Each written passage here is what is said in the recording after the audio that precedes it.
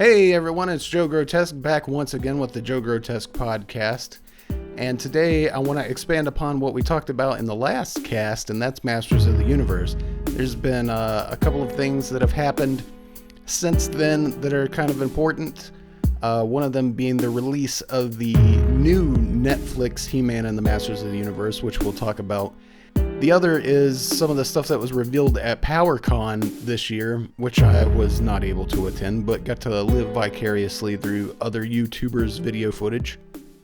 Now, first off, this kind of answers questions that I had towards the end of the last podcast, and that was the fate of the Masters of the Universe in the coming years in regards to talks of Mattel losing the rights to Masters of the Universe in 2023. And at their panel, they mentioned that there are no plans to discontinue Masters of the Universe Origins in 2023. They didn't really expand upon ownership of the franchise or anything like that, but at least that gives us a glimmer of hope, and we know we'll get some more figures within the coming years. That aside, out of everything that I saw revealed, the thing I'm most excited about is the Anti-Eternia He-Man from the Origins line. Because one, that's a really cool figure. I've always liked the Anti-Eternia He-Man.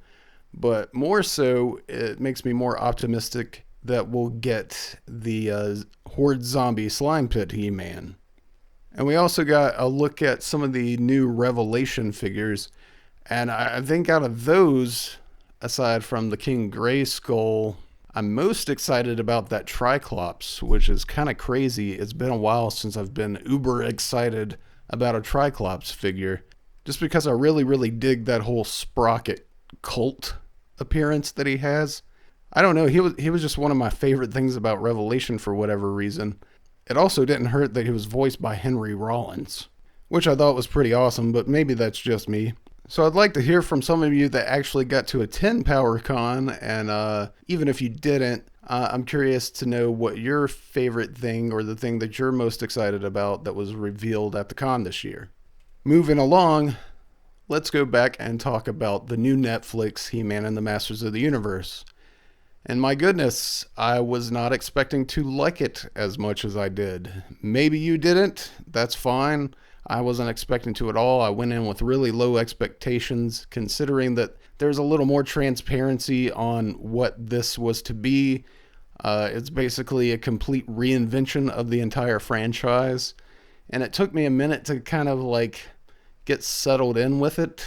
I have to say, over the first couple of episodes, I was kind of annoyed by it and trying my darndest not to hate it. That said, after it got about 6 episodes in, I couldn't stop watching it. One thing I will say, the bad guys definitely have it over the good guys in this, in my opinion.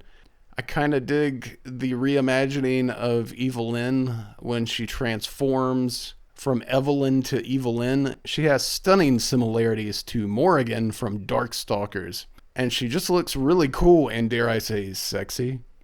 I also like the heavy inclusion and the interpretation of Keldor.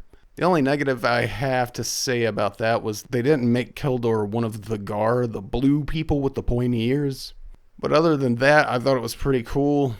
The inclusion of the transformation of all the characters is interesting. It's an interesting take anyway. It almost gives it kind of a Saint Seiya or Sailor Moon kind of element, which, with how much anime is kicking the butt of American cartoons, I can't say that that was a bad idea as far as trying to draw the attention of younger people. All in all, it's pretty good, but just like Revelation, they end it on a cliffhanger, which is nerve-wracking. But hey, that's how you draw people in and get them to come right back. So yeah, I didn't hate it.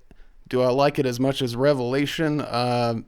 No. But that there's some bias in that opinion, because obviously I'm going to be more drawn towards stuff that's derivative of the classic He-Man. And Revelation is, more of a continuation of various storylines from the past, including the Filmation series and some of the DC Comics storylines.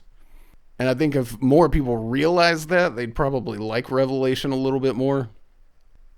There are some things that I could nitpick and tear apart about the new He-Man and the Masters of the Universe. Like, He-Man has freckles. Absolutely can't stand Duncan. It's kind of sad when, like, a total badass warrior gets turned into more of a geek. Almost more of like a Donatello from 2012 Ninja Turtles, but twice as obnoxious. And I hate to keep bringing up that comparison, but that's honestly what it reminds me of, is the way they kind of reinvented the Teenage Mutant Ninja Turtles in the 2012 Nickelodeon series. I think that series was a little more loyal to the source material. It did make changes and reinvent some of the characters. And I didn't really get into that series so much when it first started, but as it got towards the end, I loved it. And I could see that happening with this new He-Man series. And I'm curious to know what you guys thought about it, so please leave your thoughts in the comments section below. There's no right or wrong opinion here. Everybody's gonna view it a little bit differently, and that's fine. I don't think there's one singular version of Masters of the Universe that's for absolutely everyone. And there's always gonna be that battle of, oh, what's better, the original Filmation version, the 2000X version, etc. And these new shows just get to add on to that debate. So as stated, I do like the show, but I gotta say I'm not digging what I'm seeing of the action figures.